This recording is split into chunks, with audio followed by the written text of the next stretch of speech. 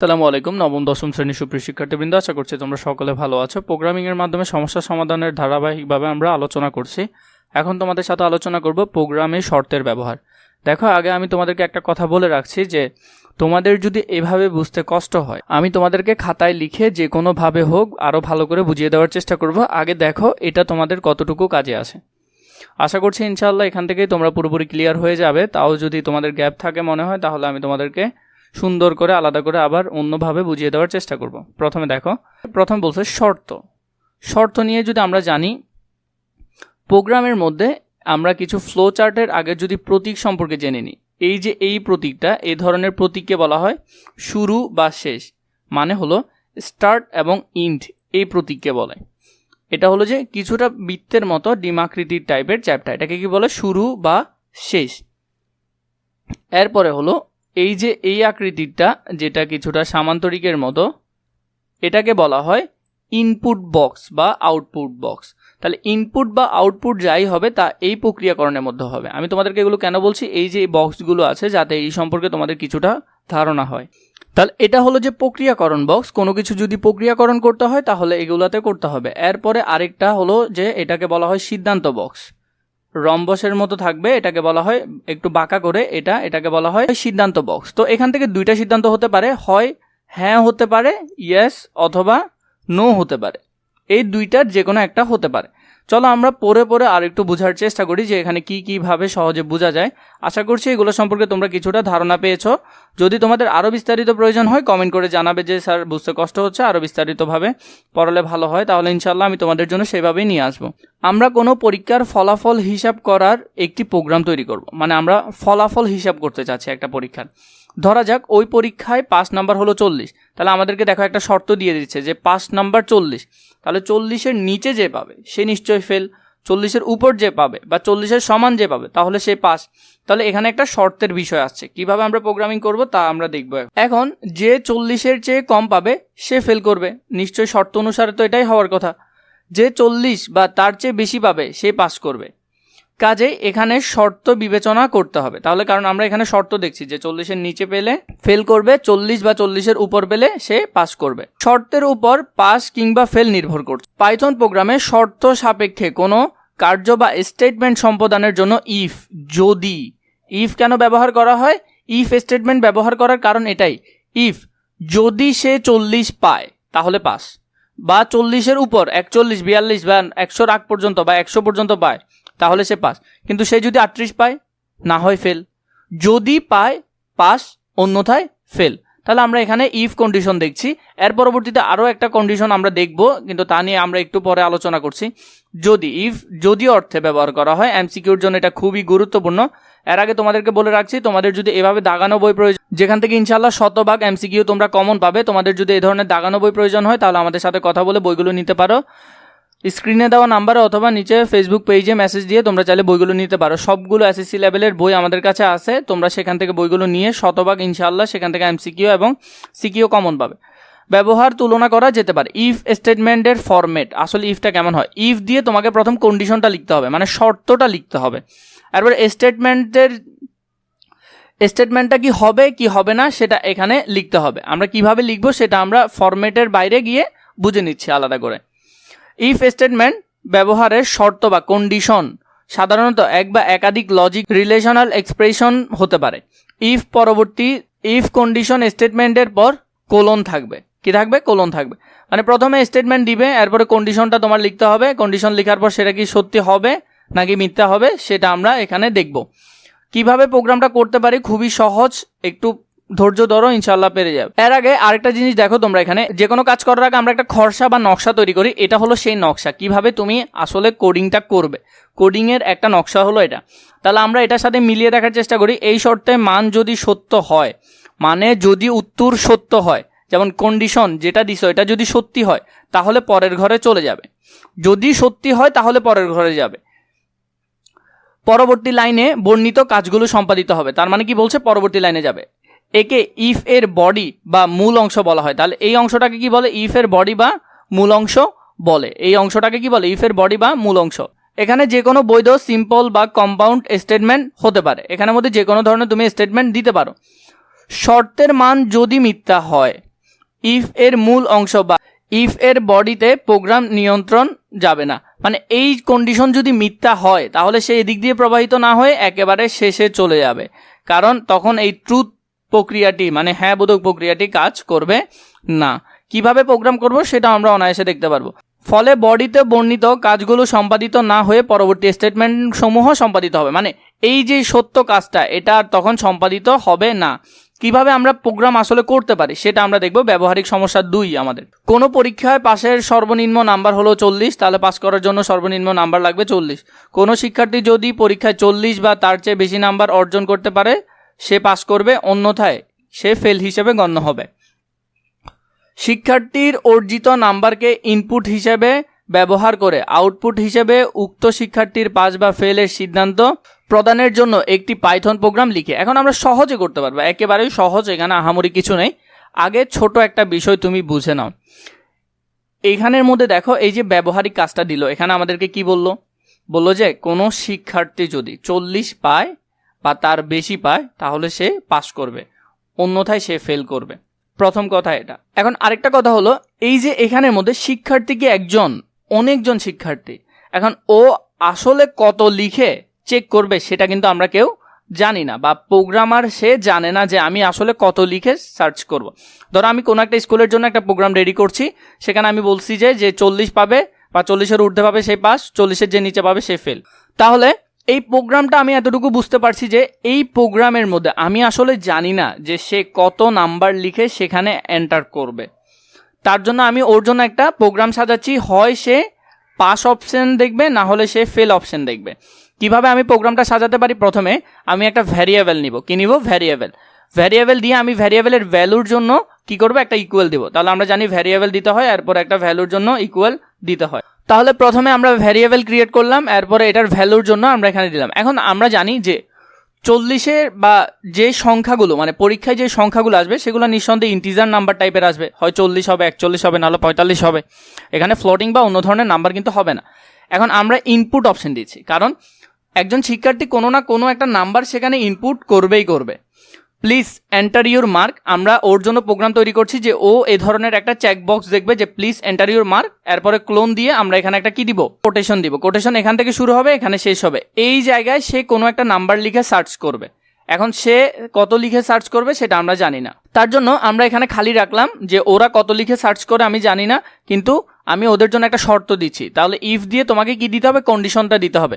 Mark, যদি তার mark 40-এর বেশি বা সমান হয় তাহলে তাকে প্রিন্ট করে দেখানো হবে ইউ হ্যাভ পাসড, তুমি পাস করেছো। এটা কিন্তু কোটেশনের ভিতর লিখতে হবে। যদি তার মার্ক কত হয়? 40 বা 40-এর বেশি হয়। দেখো এখানে কি দেওয়া হলো? গ্রেটার দেন দেওয়া হলো, পাশে ইকুয়ালও দেওয়া হলো, মানে 40 বা 40-এর বেশি হলে তাকে আমি পাস্ট দেখাবো বা পাস দেখাবো। এরপরে ইফ মার্ক যদি 40-এর কম হয় তাহলে তাকে আমি প্রিন্ট করে কি দেখাবো? ইউ হ্যাভ ফেইল, তুমি ফেল করেছো। তাহলে এইভাবে করে আমি একটা প্রোগ্রাম রান করতে পারি। এখন যে কোনো স্টুডেন্ট, ধরো কেউ যদি এখানের মধ্যে 45 লিখে এন্টার করলো, তাহলে নিশ্চয়ই 45টা প্রথম স্টেটমেন্টকে ফিল আপ করছে, তাহলে তাকে প্রিন্ট করে দেখানো হবে যে তুমি পাস করেছো। যদি এখানে কেউ 33 লিখে সার্চ করে, তাহলে 33 লিখে সার্চ করলে দ্বিতীয় অপশনটা ফিল আপ হবে, তাহলে তাকে বলা হবে যে তুমি ফেল করেছো। প্রোগ্রামটি রান করে প্রাপ্ত নমুনা ফলাফল আমরা ধরো এখানে 85 লিখে কি করলাম? এন্টার করলাম। মানে কোনো একটা স্টুডেন্ট কি করলো? এখানের মধ্যে 85 লিখে এন্টার করলো, যে 85 লিখে এন্টার করলো, তাহলে দেখানো হবে যে প্লিজ এন্টার ইউর মার্ক। 85 লিখলো সে, you have passed in the subject, তাহলে তোমাকে কি দেখাবে? পাস দেখাবে। এখন দেখো এই যে একটা প্রোগ্রাম আমরা ভালো করে বুঝতে পারলাম, বাকিগুলো আমরা অল্প অল্প বুঝলেও দেখবে যে হয়ে যাচ্ছে। এখানের মধ্যে দেখো ইফ এবং ইলস স্টেটমেন্ট কেন হয়? যখন কোনো কিছু হয় এটা হবে, না হয় অন্যটা হতে পারে। যদি এটা হয় তাহলে ইফ, যদি অন্যথায় অন্য কিছু অর্থে বা অন্যটা হতে পারে সেটা অর্থে তখন কি বসাবে? ইলস বসাবে। পাইথন প্রোগ্রামে শর্ত সাপেক্ষে কোনো স্টেটমেন্ট বা কার্য সম্পাদনের জন্য ইফ স্টেটমেন্ট ব্যবহার হয়। ইফ স্টেটমেন্টের সাথে অন্যথায় অর্থে ইলস স্টেটমেন্ট ব্যবহৃত হয়। তাহলে অন্যথায় কোনো কিছু বোঝাতে হয় এটা, না হয় অন্যটা অর্থে কি ব্যবহার করা হয়? ইলস ব্যবহার করা হয়। এই জন্য এই স্টেটমেন্টকে ইফ ইলস স্টেটমেন্ট বলা হয়। ইফ ইলস স্টেটমেন্টের ব্যবহারের ফরম্যাটটি এখানে দেওয়া আছে। দেখো প্রথমে কি ইফ দিয়ে তোমাকে কন্ডিশন দিতে হবে, ওইটার ক্ষেত্রে দেখো দোনোবারই কিন্তু ইফ দিয়ে কন্ডিশন দিতে হয়েছে, কিন্তু এখন যেটা হবে সেটার ক্ষেত্রে কিন্তু একবার কন্ডিশন দিলেই হবে, কন্ডিশন একটা থাকবে, হয় এটা হবে না হয় অন্যটা অটোমেটিক হয়ে যাবে। এরপর ইলস অন্যথায়, হয় এটা কন্ডিশন ফিল আপ করলে উত্তর হবে, না হয় অন্যটা এটা হবে। তাহলে এখানের মধ্যে দেখো বডি অফ ইফের যে লেখাটা আছে সেটা এখানে শো করবে, আর বডি অফ ইলস অন্যথায় যেটা শো করাবে সেটা এখানে থাকবে। আমরা যদি এটার একটা কাজ দেখে নিই, ব্যবহারিক 3 এবং 4 এই রিলেটেড আমরা এখন ধারাবাহিকভাবে করব। উল্লেখ্য যে ইফ ইলস কন্ট্রোলে ব্যবহৃত শর্ত কন্ডিশন সাধারণত এক বা একাধিক লজিক্যাল রিলেশনাল এক্সপ্রেশন হয়। ইফ কন্ডিশন স্টেটমেন্টের পরে কোলন বসে, ইফ কন্ডিশন স্টেটমেন্টের পরে কি বসবে? কোলন বসবে। এই কন্ডিশন বা শর্ত মানা যদি সত্য হয় তবে বডি অফ ইফ এ বর্ণিত কাজগুলো সম্পাদিত হবে। মানে যদি ইফের কন্ডিশনটা সত্য হয়, হ্যাঁ হয়, তাহলে বডি অফ ইফের মধ্যে যা থাকবে সেটা কাজগুলো সম্পাদিত হবে। আর যদি মিথ্যা হয় তাহলে বডি অফ ইলস অন্যথায় এই কাজগুলো সম্পাদিত হবে। এখানে স্টেটমেন্টে যে কোনো বৈধ সিম্পল বা কম্পাউন্ড স্টেটমেন্ট হতে পারে। এই ক্ষেত্রে ইফ ইলস স্টেটমেন্টের প্রবাহ চিত্র বা ফ্লো চার্ট হলো এটা। আমরা যদি ফ্লো চার্টটা দেখি এখানের মধ্যে দেখো, হয় এটা হতে পারে, অন্যথায় এটা হতে পারে, যে কোনো একটা, হয় ট্রুথ এটা একটা সত্য হতে পারে, অন্যথায় অটোমেটিক এটা হবে। এখানে আমরা যদি দেখি ব্যবহারিক কাজ অনেক সহজ, এগুলো সহজে বুঝতে পারবে। পাইথন ভাষার একটি প্রোগ্রাম তৈরি করতে হবে যাতে কোনো নাগরিকের বয়স ইনপুট দেওয়া হলে, মানে কোনো নাগরিকের বয়স ইনপুট দিতে চাচ্ছ এবং ইনপুট দিলে তিনি নির্বাচনের ভোটার হওয়ার উপযুক্ত কিনা তা যাচাই করবে। তাহলে আমরা কোনো একজন কি আসলে ভোটার কিনা, তাহলে কোনো মানুষের বয়স কেমন হতে পারে, কোনো একজন মানুষের বয়স 18, 20, 40, 45, 100 এরকম বয়স হতে পারে। তো এই জন্য আমরা বাংলাদেশেরটা হিসাব করে ধরে নিই, বাংলাদেশের একজন নাগরিক হতে বা ভোট দানের সক্ষম হতে কত বছর লাগে? 18 বছর। নির্বাচনে ভোটার হিসেবে বিবেচিত নিচের প্রোগ্রামটি দেওয়া হলো, মানে সে কি আসলে ভোট দিতে পারবে কিনা সেটার প্রোগ্রাম নিচে দেওয়া হলো। প্রথমে একটা ভ্যারিয়েবল তোমাকে দিতে হবে, ভ্যারিয়েবল দিলাম এবং ভ্যারিয়েবলের ভ্যালু অ্যাসাইন করার জন্য আমরা ইকুয়াল দিলাম, ভ্যারিয়েবল এবং ইকুয়াল। এরপর আমরা জানি নিশ্চয় বয়স কি ধরনের মান হয়, ইন্টিজার মানে হবে। ইনপুট দিচ্ছি, প্লিজ এন্টার ইউর এজ, তোমার এজটা এখানে এন্টার করতে বলছে এবং এখানে খালি রাখছি কারণ এখানে ও যেটা এন্টার করবে সেটা দেখাবে। এখন 18-র নিচে যদি হয়, যেমন দেখো বয়স যদি 18-র সমান বা 18-র বেশি হয় তাহলে প্রিন্ট হবে you are eligible for voting, তুমি ভোট দেওয়ার জন্য প্রস্তুত। আর যদি 18 না হয়, হয় এটা হবে, যদি না হয় তাহলে নিঃসন্দেহে এটা হবে। তাহলে ইলস অন্যথায় প্রিন্ট হবে you are not eligible for voting, তুমি ভোট দানের জন্য কি নয়? এলিজিবল নয়। এরপর ব্যবহারিক কাজ 4 দেখো, কোনো সংখ্যা জোড় না বিজোড়। আমরা জানি জোড় সংখ্যাকে বলা হয় ইভেন নাম্বার, কি বলে? Even number. এবং বিজোড় সংখ্যাকে বলা হয় অড, বিজোড় সংখ্যা কি বলে? অড নাম্বার বলে। তাহলে কোনো সংখ্যা জোড় না বিজোড় তা নির্ণয় করার জন্য একটি পাইথন প্রোগ্রাম লেখো। সমাধানের মধ্যে নিচে প্রোগ্রামটির কোড এখানে দেওয়া হলো। প্রথমে নাম্বার দিলাম, নাম্বার দেওয়ার পর ইকুয়াল, এরপর হলো যে ইন্টিজার নাম্বার, কারণ জোড় না বিজোড় সাধারণত এই সংখ্যাগুলো পূর্ণ সংখ্যায় হয়। ইনপুট দিচ্ছি, ইনপুট দিয়ে ইনসার্ট এ নাম্বার, যে নাম্বারটা তুমি এখানে দিবে সেটা এখানে লিখতে হবে। এখানে ইফ যদি, এখানে শর্ত দিচ্ছি কি, নাম্বারটাকে যদি 2 দ্বারা ভাগ করা না যায়, 2 দ্বারা ভাগ করা না যায় এবং ভাগশেষ যদি 0 না আসে তাহলে প্রিন্ট করতে হবে কি? নাম্বার অড, মানে এই নাম্বারটা হলো বিজোড় সংখ্যা। অন্যথায় যদি ভাগ যায় তাহলে কি হবে? তাহলে সেটা নিশ্চয়ই ইভেন নাম্বার হবে। তাহলে এখানে কেউ যদি 67 দেয়, এখানে নিঃসন্দেহে 67কে কিভাবে দেখাবে? অড নাম্বার হিসেবে দেখাবে। এরপর দেখো ব্যবহারিক কাজ 5, এখানে বলছে কোনো বর্ষ অধিবর্ষ কিনা, মানে লিপিয়ার কিনা তা নির্ণয় করার জন্য একটা প্রোগ্রাম লিখতে হবে। প্রথমে দেখো এখানে বলেছে প্রোগ্রামটি রান করার জন্য আমাদেরকে 3টা জিনিস খেয়াল করতে হবে। কোনো বর্ষ লিপিয়ার কিনা তা জানতে হলে বর্ষ সংখ্যাকে 400 দিয়ে ভাগ করতে হয়। প্রথমে তোমাকে 400 দিয়ে ভাগ করতে হবে, ভাগশেষ 0 হলে তা লিপিয়ার, যদি 0 হয়। অন্যথায় বর্ষ সংখ্যাকে 100 দিয়ে ভাগ করতে হবে, না হলে আবার 100 দিয়ে ভাগ করতে হবে।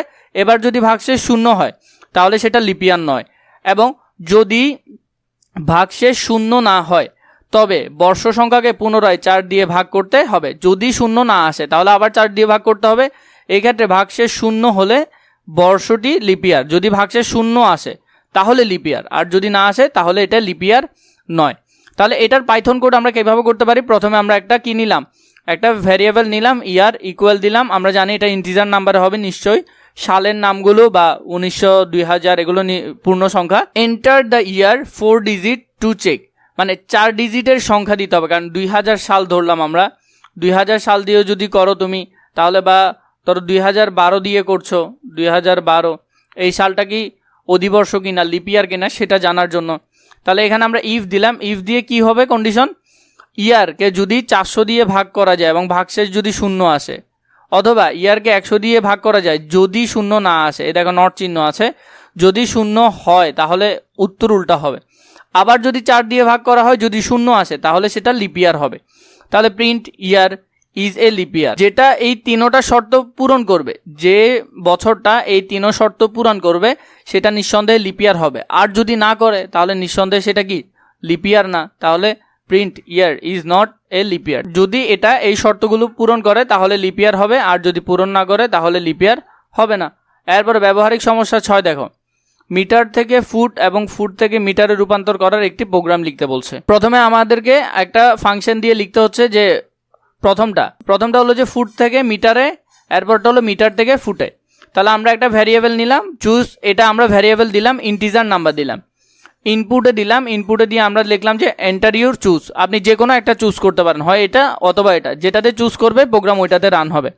ইফ যদি চুজ 1, যদি সে 1 নাম্বারটা চুজ করে তাহলে আবার আরেকটা ভ্যারিয়েবল নিলাম, এখানের মধ্যে ফ্লোট নাম্বার, কারণ এই ফুট বা এগুলা কি হতে পারে, ভগ্নাংশ আকারে আসতে পারে, তাই আমরা ফ্লোটিং নাম্বার নিলাম।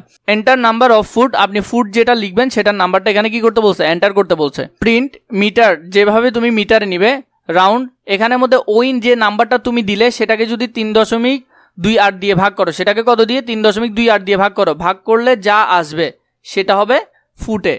এরপরে ইলস, অন্যথায় যদি ও কি করে দ্বিতীয় নাম্বারটা চুজ করে তাহলে number of floating number in enter number of meters, meter কত মিটার দিতে চাচ্ছেন সেটা এখানে এন্টার করবে। ওই যে নাম্বারটা সেটাকে যদি আবার কত দিয়ে 3 দিয়ে গুণ করতে হবে, 3.28 দিয়ে গুণ করতে হবে, এই ক্ষেত্রে ভাগ করতে হবে, এটার ক্ষেত্রে গুণ করতে হবে। গুণ করার পর যা আসে সেটা হবে যে কিসের নাম্বার, সেটা হবে যে ফুটের নাম্বার, কত ফুট সেটা।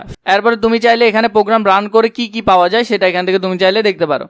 একাধিক শর্ত যাচাই করার জন্য পাইথন প্রোগ্রামে অন্যথায় যদি মানে ইফ ইলস স্টেটমেন্ট ব্যবহার করা হয়। যেমন কি এটাকে এভাবে লিখতে হয়, ইলস ইফ স্টেটমেন্ট ইলস এবং ইফ এর মাঝে থাকে। প্রোগ্রামে একাধিক ইফ স্টেটমেন্ট ব্যবহারের বিকল্প হিসেবে ইলস ইফ স্টেটমেন্ট জনপ্রিয়, মানে একাধিকবার ইফ বারবার ব্যবহার না করে অন্যথায় যদি দিয়ে এটা ব্যবহার করা হয়। অর্থাৎ প্রোগ্রামে একাধিক শর্ত যাচাই করার জন্য ইলস ইফ ব্যবহার হয়। স্টেটমেন্টে ব্যবহারের ফরম্যাটটি হলো, কিভাবে স্টেটমেন্টটি ব্যবহার করা হয়। প্রথমে ইফ দিয়ে তার কন্ডিশন লেখা হয়, ব্লক 1, এখানের মধ্যে তার যে লেখাগুলো সেগুলো বসে, ইলস ইফ দিতে হয়। এরপরে কন্ডিশন 2, যদি দ্বিতীয় কোনো কন্ডিশন থাকে, তার মানে এখানে ব্লক দিয়ে বাকিগুলো লিখতে হয়। ইলস যদি এটা হয়, অন্যথায়, ইলস মানে কি অন্যথায় এটা, মানে এটা অন্যথায় যদি এই শর্ত ফিল আপ করে তাহলে ঠিক আছে, অন্যথায় যদি এই শর্ত ফিল আপ করে, এরপরে যদি না করে তাহলে অন্যথায় যদি ইলস হিসেবে আসবে। এরপরে বাকিটা শেষ। এইভাবে আমাদেরকে কি দিয়েছে দেখো এখানে, প্রদত্ত কোনো সংখ্যা ঋণাত্মক না ধনাত্মক না শূন্য, তাহলে এখানে কয়টা বিষয়, হয় কন্ডিশন একটা, না হয় আরেকটা, অন্যথায় যদি শূন্য হয়, তাহলে এখানের মধ্যে 3টা বিষয় আছে। নির্ণয় করার জন্য একটি পাইথন প্রোগ্রাম, নিচে প্রোগ্রামের কোডটি দেওয়া হলো। প্রথমে আমরা একটা ভ্যারিয়েবল নিলাম, ভ্যারিয়েবল দিয়ে ইকুয়াল দিয়ে আমরা ইন্টিজার নাম্বার নিলাম, ইনপুট ইনসার্ট ইউর নাম্বার, আপনি যে নাম্বারটি দিতে চাচ্ছেন সেটা দেন। ইফ যদি নাম্বার কি হয়, 0 থেকে বড় হয়, কি হয় 0 থেকে বড় হয়, নিঃসন্দেহে সেটা পজিটিভ নাম্বার, মানে ধনাত্মক নাম্বার। 0 থেকে বড় হলে কি ধনাত্মক নাম্বার। এরপর বলছে যদি 0 থেকে ছোট হয় তাহলে কি নাম্বার, ঋণাত্মক নাম্বার। ইফ ইলস ইফ অন্যথায় যদি এটা হয় তাহলে এটা ঠিক আছে, যদি না হয় ইলস ইফ অন্যথায় যদি এটা হয় তাহলে এটা। আবার যদি কোনোটাই না হয় প্রিন্ট ইট ইজ 0, যদি এই দুইটার কোনোটাই ফিল আপ না করে তাহলে নিঃসন্দেহে এটা কি 0।